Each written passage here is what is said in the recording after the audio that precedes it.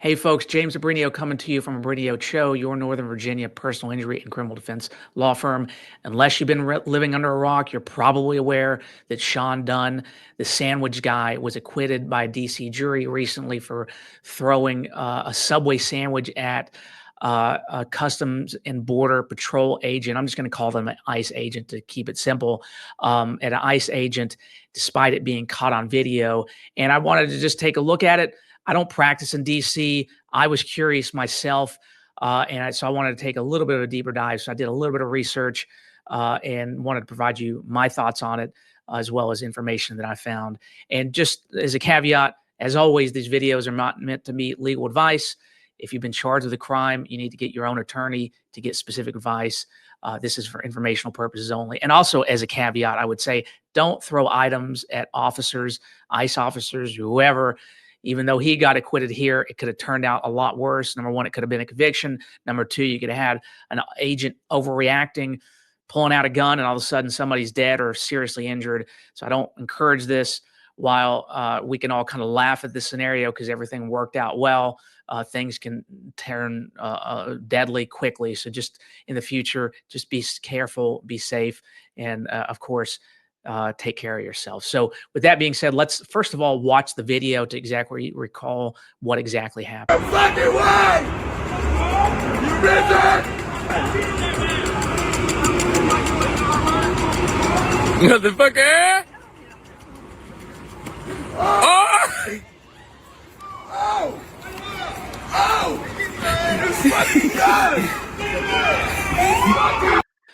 So there, it's pretty obvious. This is not a Perry Mason case. This is not, O.J. Simpson. This is kind of a straightforward, kind of traditional assault type case.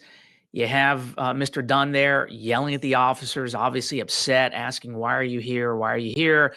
Other things are said that can't be heard on the video, and then just chucks a sandwich at him. Clearly, the officer was not hurt.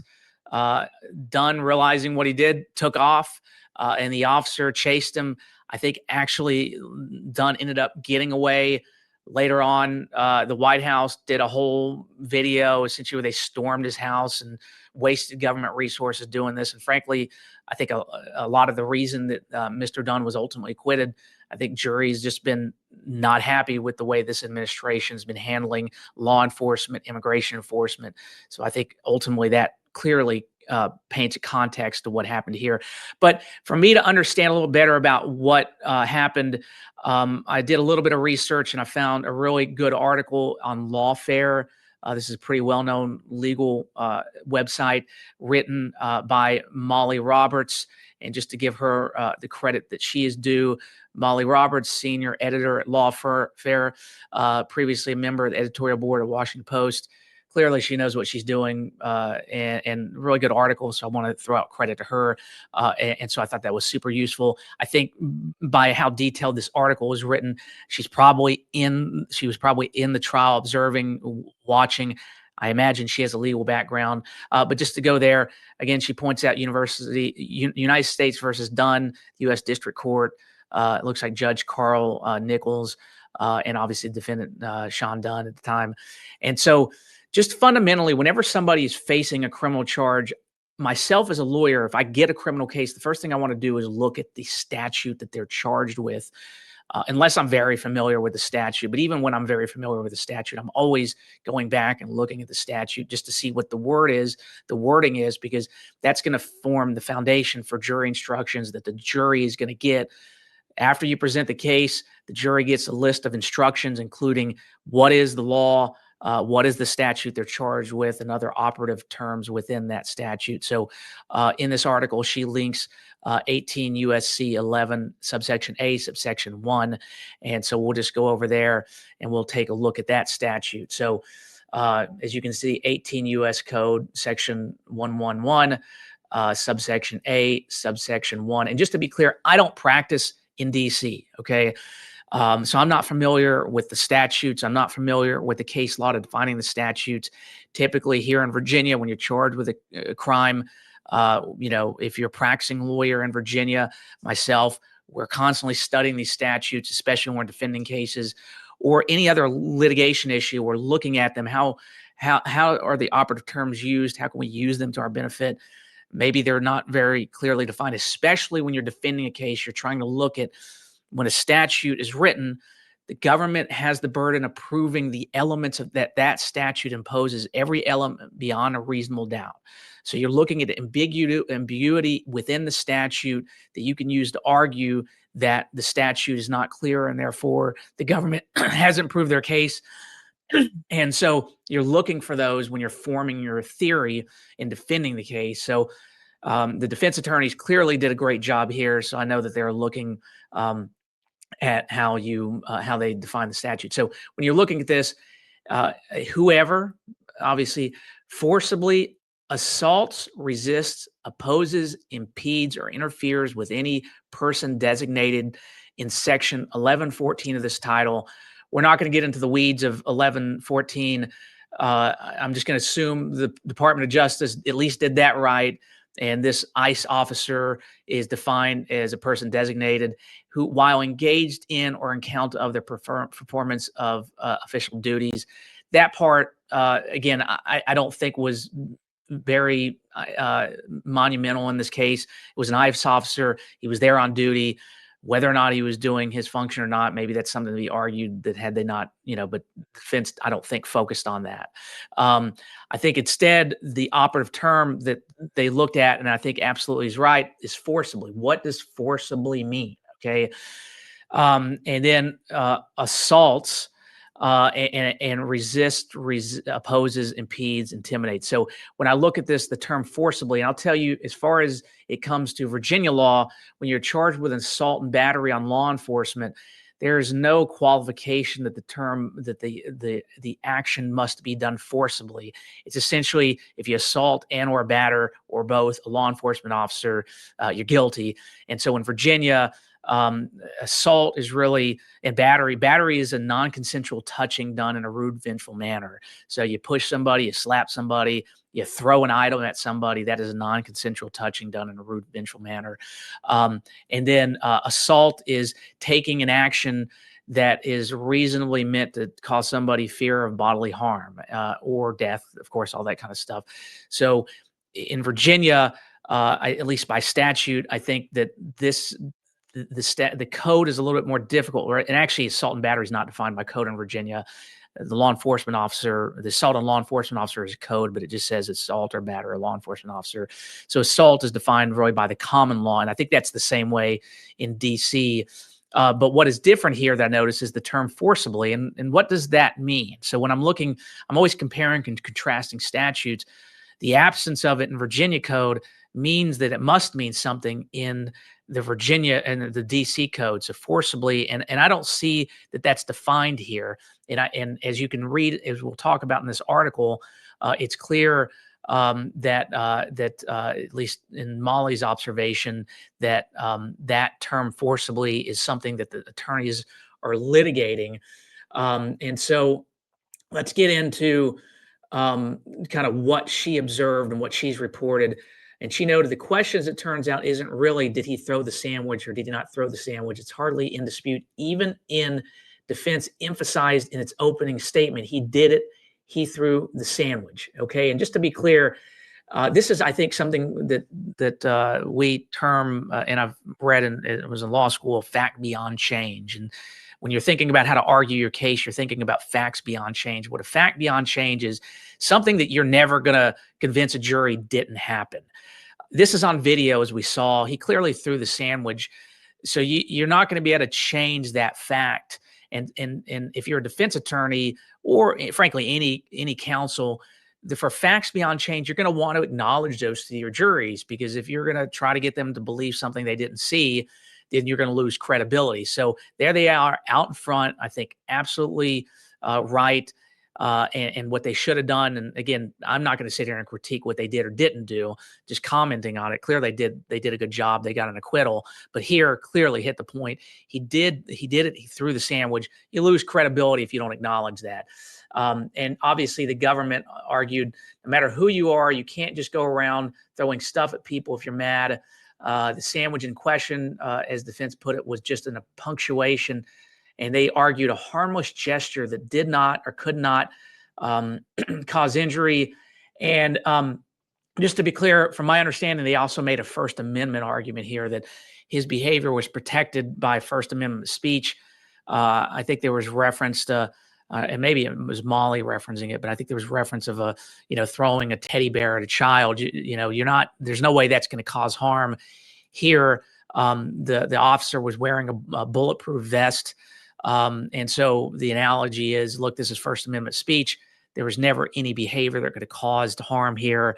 And so it couldn't have been an assault. And that's what they think they argued to the jury. But let me get back to the article. A lawyer for the government describes it, if it was he takes the sandwich in his hand and cocks it back. A lawyer for the government describes it as the grinder was a gun. Similarly, in court, prosecution said thrown at point blank range. Lawyer inquires about the impact felt by the alleged victim. And the officer then says, I could feel it through my ballistic vest. The sandwich exploded all over uniform. I could smell the onions and the mustard. It's kind of, you got a bulletproof vest on and you got a sandwich thrown at you. I think that was part of the absurdity. And what was interesting, and I think the defense attorney did a great job, the defense counsel, they actually honed in on the sandwich. The victim, the sandwich, he says he can't make a positive verification, but didn't go back to collect it. She points out the paper wrapping was largely still on. The contents essentially stacked.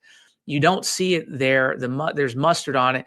You can't tell there's ketchup on it. No, you can't tell there's mayonnaise on it. And cross-examination, questioning the age. This was interesting too. Apparently, the defense attorney found out that the agent's colleagues actually got him gag gifts. And so he was cross-examining that on it.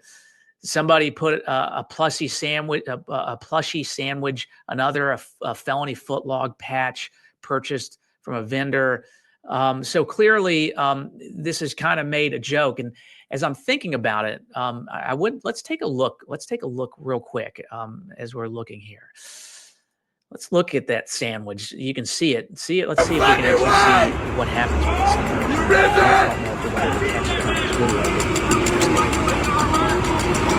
Motherfucker! Oh! So you can see there, and I think what happened is the officer overstepped his went over his skis as far as claiming what happened. Let's take another look. So it's obvious there that the sandwich didn't explode. It was still in its wrapping. And see, we can even look at the officer. You don't see onions and stuff all over him.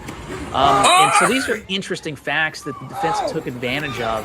And I think just great lawyering, frankly, when you look and you see a witness oversharing or overstating what happened. So great fact, great catch by defense counsel.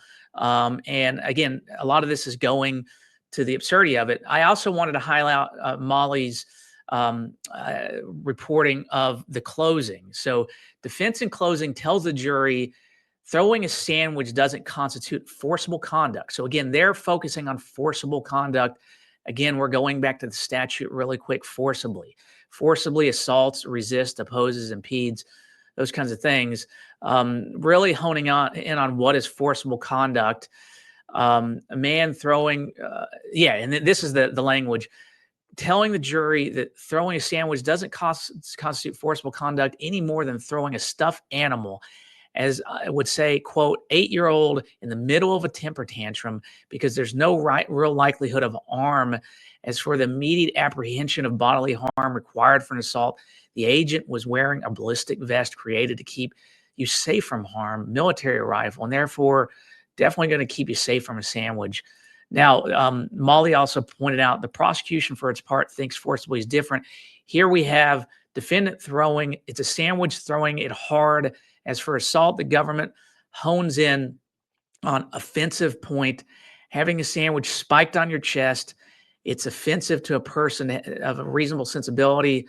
Certainly, we have an assault during which a rebuttable emphasized need only for apprehension of harm Government said this isn't just a sandwich, it's a sandwich accompanied by screaming, cussing, attempting to instigate. The judge reminds the jury before this retire that the sandwich guy's speech can't constitute an assault.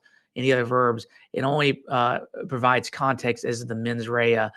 And so definitional debate continues in the final day when the jury submits a note requesting the judge to define bodily harm.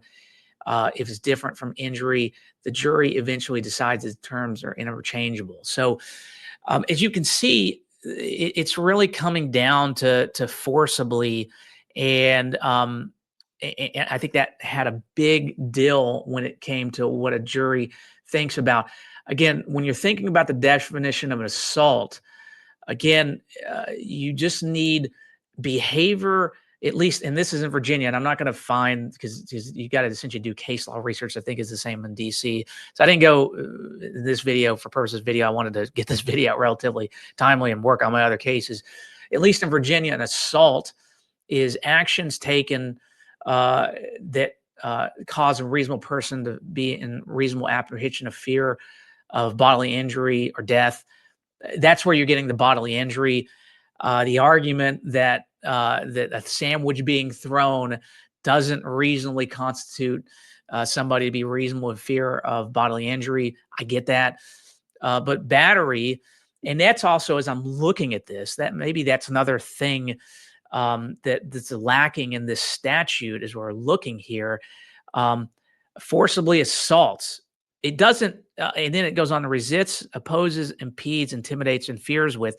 It doesn't say assaults, batters, et cetera, or, because battery is a non-consensual touching done in a rude, vengeful manner. I obviously they addressed it here, but it's not listed there. So I think if the statute says battery, a non-consensual touching done in a rude, vengeful manner, I think it's kind of harder to argue that it's done in a rude, vengeful manner. Again, that's when I think the defense counsel, again, adding the argument that it's First Amendment conduct, rude, vengeful, maybe that gives a defense to it. Maybe that's where the jury also is seeing a lacking of, and let me just highlight this to make it easier. There's no battery here, assaults, batters, that kind of thing. Maybe it would have been an easier argument for the prosecutor to argue had it said forcibly assaults, batters, resists, et cetera, or intimidates. So I think the jury honed in on there. Ultimately, though, you're never going to know unless, and maybe this may happen at some point, jurors will be interviewed about the actual reasoning. But if you're standing there with your client and you hear an acquittal, you don't exactly know why. Even if you get a prosecution to conviction, you don't exactly know why they did so. You're speculating a lot. But again, this is just great lawyering on part of defense counsel. I think we have to acknowledge that there's also some sense, context to this, that the jury just is not having it. And for those of you that know us, defense counsel, are aware of it. I think prosecutors are likely aware of it too. You have this concept in Virginia, in United States criminal jurisprudence. It's not in a code, it's not in a statute, but you hear the thing called jury nullification, essentially where a jury is just not going to abide by what the facts are. It is going to think that a prosecution is so offensive that they're not going to convict, and they're going to refuse to do that. So you have that layered on top of this, where a jury has a right, arguably, to and it's this weird conflict where you have this concept of jury nullification, where a jury has an inherent authority to acquit, but they're also, by agreeing to be on the jury, they're agreeing to follow the law, and that's part of what any juror is having to ask. And I will tell you, I went and did a quick look. Sorry, my light went out, to try to see if I could just find jury nullification in code. Couldn't find it. In statute, couldn't find it. And in fact, I also went to Virginia law to see if we could find it in Virginia law as discussed. And I did find jury nullification that is discussed. And this is Lexis AI, or Lexis This is what we do research. But I did find a case discussing jury nullification, and this is Walls versus Commonwealth. This is coming, the court reporters 38 Virginia App 273. This is May 14 of 2002. And it's, in this case, deals with whether or not somebody was convicted of possession of a firearm by a convicted felon. And at the time, and I will say Virginia law has recently changed to allow more discussion about, if you're a jury listening to a crime, do you get to know what sentences are being imposed? And there was recently a change in Virginia law where you have more flexibility for defense counsel. You get to talk to a jury about what the sentences may be. And under certain conditions, under being convicted with a firearm by a convicted felon, there is mandatory jail time. Okay. And this case was decided before the law changed, allowing a discussion about what sentences will be imposed if a conviction. Prior to this, you just argued what the elements of the law were in front of a jury and whether or not they were guilty or innocent, and you didn't get to reference sentences. And this oftentimes comes up when there's mandatory jail time. So you as a defense counsel want the jury to know that if they convict here, that there's going to be mandatory jail sentence. So here, under certain facts, there's a mandatory imposed mandatory jail sentence of 2 years, and essentially the jury doesn't have the ability not to impose that. So in this case, the jury, the defense attorney wanted to argue, hey, we should be able to tell the jury that there's a mandatory sentence here. And the court ultimately held that the information regarding the mandatory minimum sentence was irrelevant to the guilt phase of the defense trial. Therefore, the trial court did not abuse its discretion in barring such discussion. And in its finding, they discussed jury nullification. And so I think that was important to discuss here. Although jury and let me make this text bigger. Although jury nullification undoubtedly occurs in some situations, and here it highlights discussing inconsistent verdicts, the right to due process did not entitle a party to encourage such behavior. And it pointed out Painter versus Commonwealth, holding the defendant in a capital case has no due process right to retain a jury struck because they indicated willingness to disregard Virginia law, and which sanctions imposition of death penalty.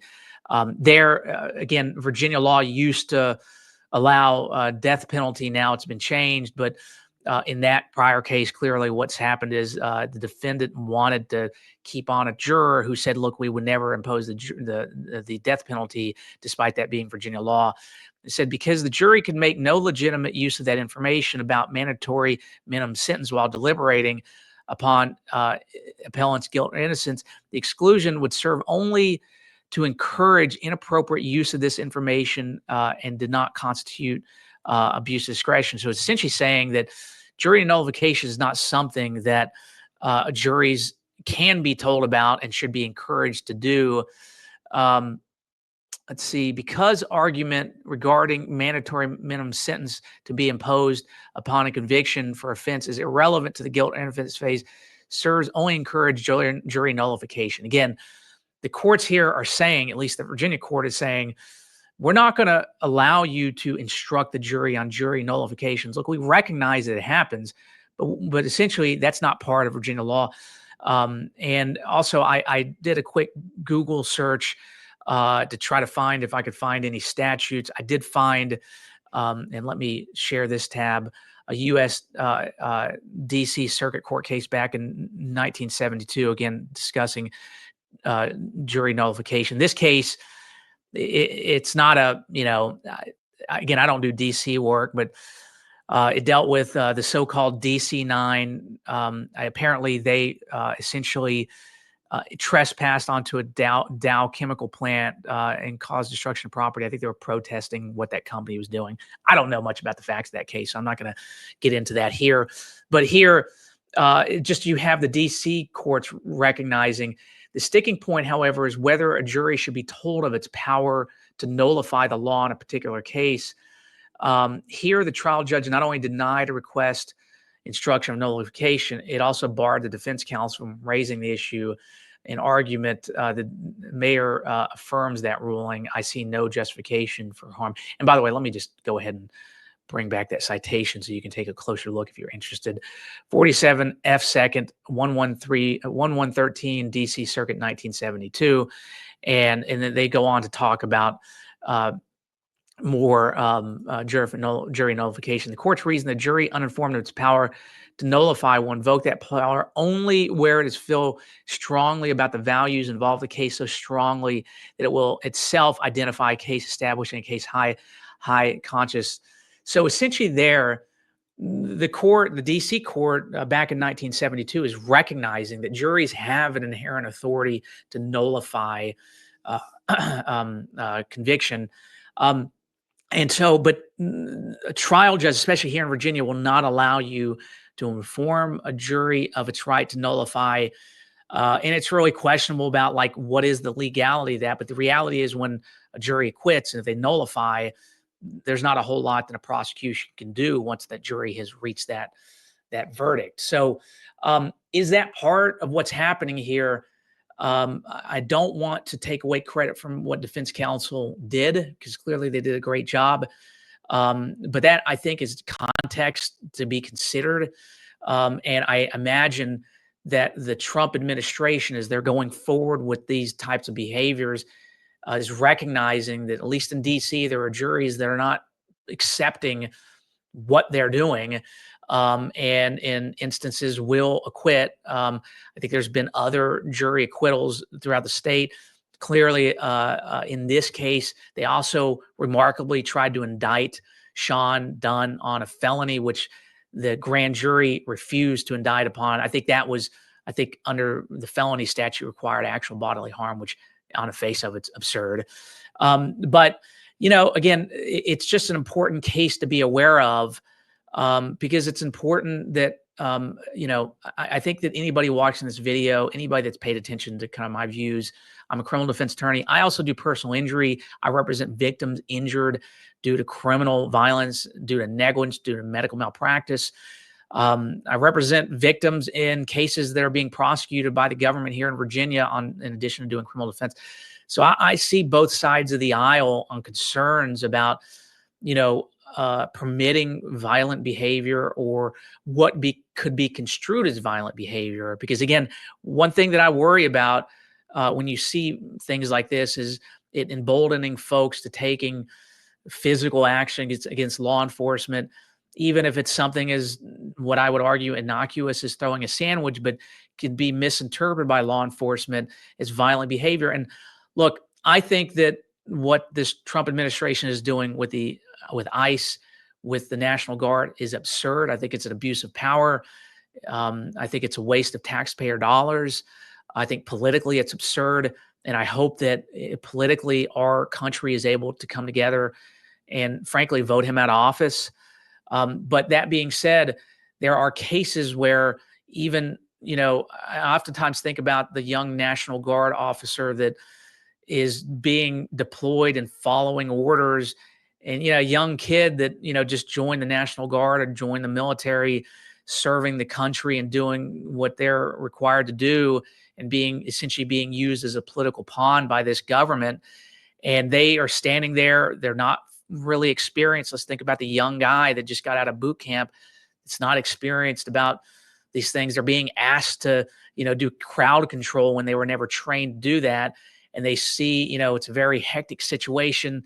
They see somebody do something like pull something out of their pocket. They think that it's a deadly weapon. And so they take action, and it leads to violence. Frankly, honestly, I think that's what this administration is hoping for. They're hoping for violence to exceed, so then they can justify further behavior. And so I worry about this sending a message that maybe you can do stuff like this as in protest. What I would urge anybody watching this video from a political standpoint is recognize that a vast majority of protests against this government have been nonviolent. And that has hurt this administration. When you see protests like folks dressing up in inflatable dinosaur costumes and doing things that just showing the absurdity of this all, I think that is the most impactful type of protest. But it also doesn't put the young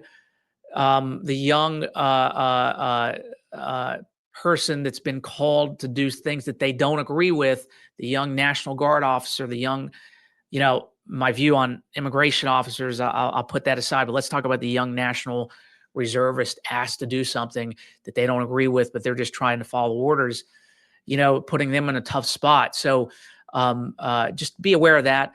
But getting back to this case, again, great lawyering on part of defense counsel.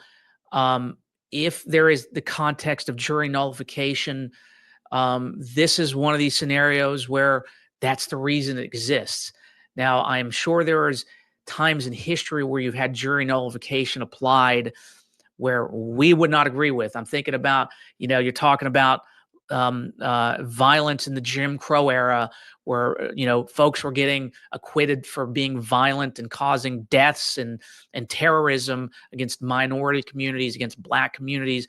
We're thinking about things like, the Rodney King beatings when it was clear that they were guilty, but you have juries acquit.